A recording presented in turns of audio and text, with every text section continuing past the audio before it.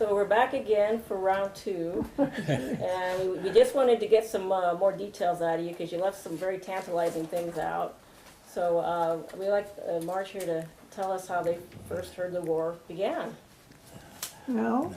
Go for it. Well, it was the morning of December 7th, and I was in my backyard with my dog, and I was going to give my dog a bath. And we lived out in the country, in East Oakland. It was out in the country.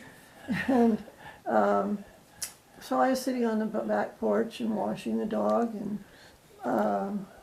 my father and John's father are amateur radiomen, and they were way out in the back of the property in their radio shed.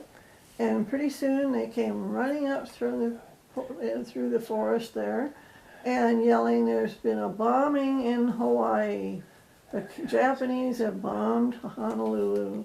And they just came through on their amateur radio, but much before anybody else was getting the news. And then that was all they got. And in the meantime, about an hour later, a little boy came running down the middle of the street yelling, "War in Japan," or "War in Hawaii, the Japanese have hit." And he had extra, read all about it. He had the newspapers. And it didn't take him more than about an hour to 2 hours to get the newspapers. But that's how they delivered. The little boys ran down the middle of the street selling newspapers to tell you what happened to the news.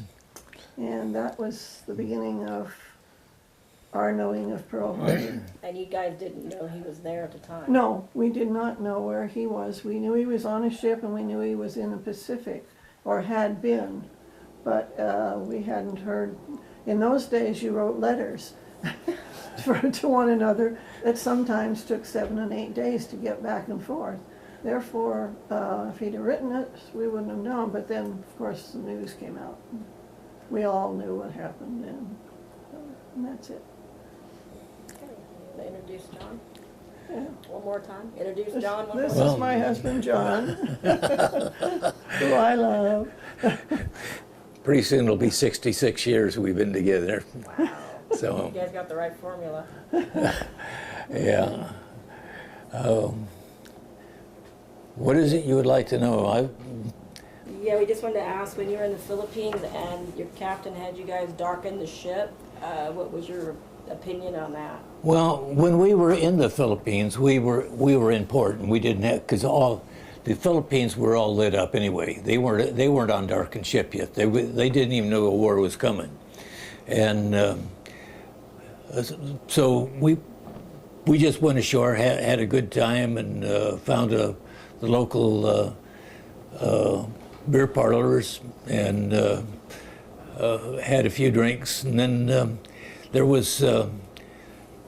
We were told by the captain or the executive officer that it wasn't anybody's business what the name of our ship was, and there was another ship in there that was they'd been out there for a long time. They were salty, the sailors were, and they asked one of our men, "What ship you off of, mate?" And he says, "It's none of your business," and he didn't like the answer, and he got into a fight. Well, when he got back on the ship, the word got back to the captain or the exec, and the exec thanked him very much for saying what he did, but he didn't have to get into a fight over it. But anyway, we still come back from the Philippines, and we were darkened ship all the way back. We escorted the same ship, the Henderson, all the way back, and we stopped sometimes at some of the islands like Midway, Wake, and Guam, which we'd also already stopped on the way over. And we come back in and to Hawaii, and then we lit up ship. But we could get up topside and we could smoke, but we had to to light your cigarette, you had to turn your head away from the water to light it, to keep the flame from showing out there too much. And they wanted you to kind of shield the cigarette too when you took a puff on it. But it was an interesting trip. I never really knew where the Philippines was, and when I come back, I probably still didn't know where it was. Way out in the Pacific somewhere. Oh yeah, I just wondered, when you did darken ship, did you think that something was up, or you thought the captain was crazy, or? We kind of figured that the skipper knew something was up, and he was taking precautions, and he was doing war. You know, we were practicing for war. We evidently, that's what we were there for, to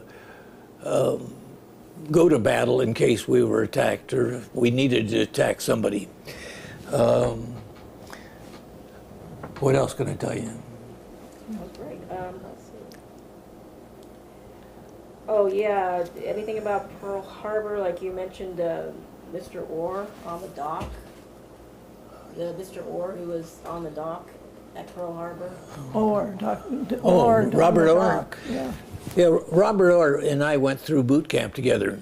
Oh, you did really know him. Okay, yeah. And we went aboard the ship together. And I keep saying Robert Orr, but his name was really Clarence Orr.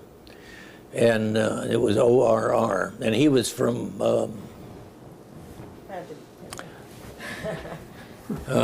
from California too, and from the Fresno area. And he was a very athletic type, and he had been a boxer, Golden Glove boxer. And when he went aboard, of course, everybody thought he was real good because he went immediately into the boxing team. But when I went aboard, I was the junior man, and I went to. Each division had to furnish people to do different chores outside of their own thing, and I was told that for 6 months I would be the chief's compartment cleaner, and I learned to run electric buffer on the decks.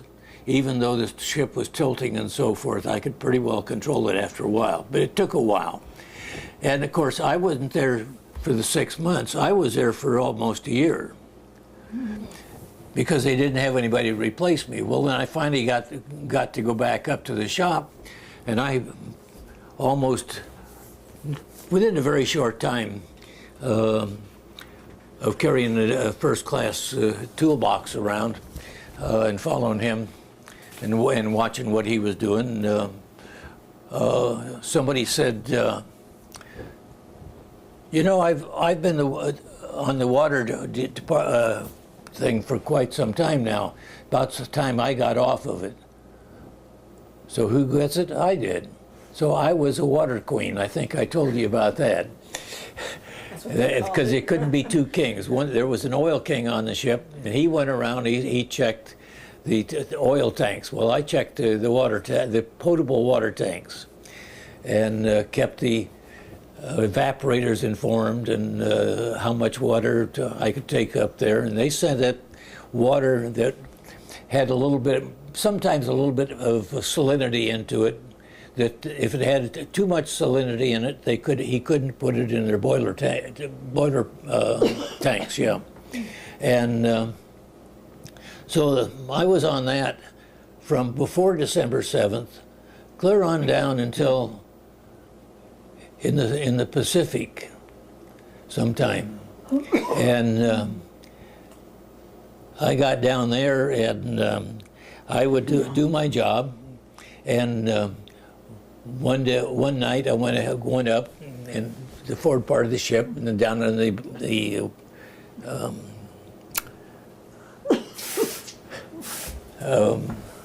hold where the water tank was, and made out my report and took it to the evaporators and to the log room and someplace else I had to take it. I don't remember what it was. Make a report, a written report, and the next morning I got up. I had lined up my tanks and everything. The next morning I got up and went down into the tank, and there was water clear above the floor plates. And I quick turned the electricity off, but it was too late. because he already flooded the motors for the pumps. So I went ahead and told the chief and the first class and so forth, and they went ahead and told the chief engineer, and of course I got the blame for it, but I never got disciplined for it. But we went ahead and emptied our tanks into the bilge, and then the engineering was able to open a valve and pump it overboard. And I don't know why we really did that now, but they finally got some pumps and electricity and everything to it, and hooked up some way to get water to so that the cooks could have water, and we could have drinking water, and also the officers and chiefs could take showers. So then we finally got that fixed, and that was, of course, down to the South Pacific, and everybody was sweaty most of the time there too.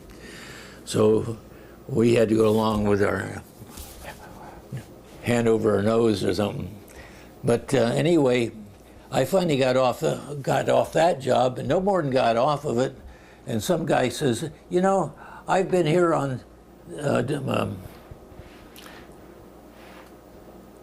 testing, watertight integrity." And what he did was he had hooked up a hose and an air pump and sealed all the doors and went in the inside, and then if he heard air leaking out, then he would put some stuff, some gunk up where it was, and try and seal it.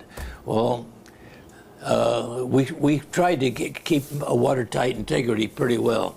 Well, I was on that almost until the time I left the ship, even though I was able to take the test and become a third class ship fitter when the war broke out, and all during this too, I was still able to take the test for second class ship fitter, and I became the second class ship fitter before I left the ship.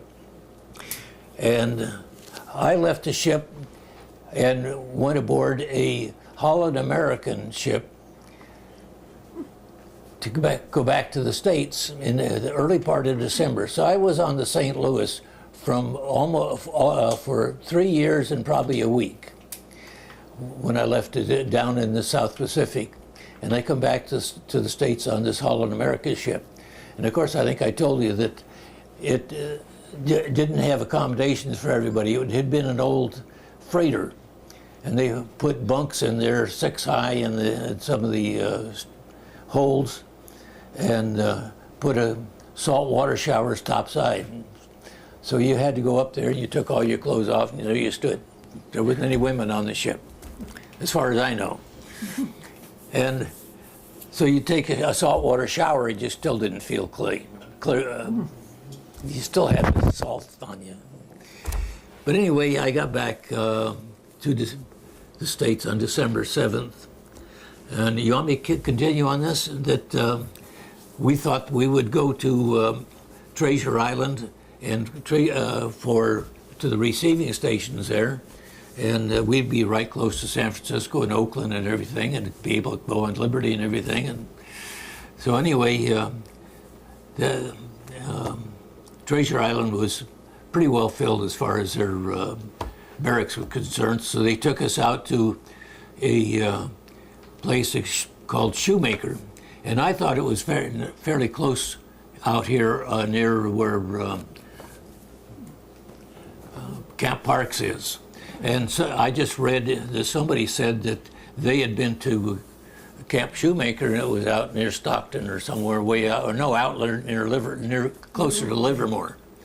And it may have been that far out, I don't remember. But anyway, it just seemed like it was closer into Camp Parks.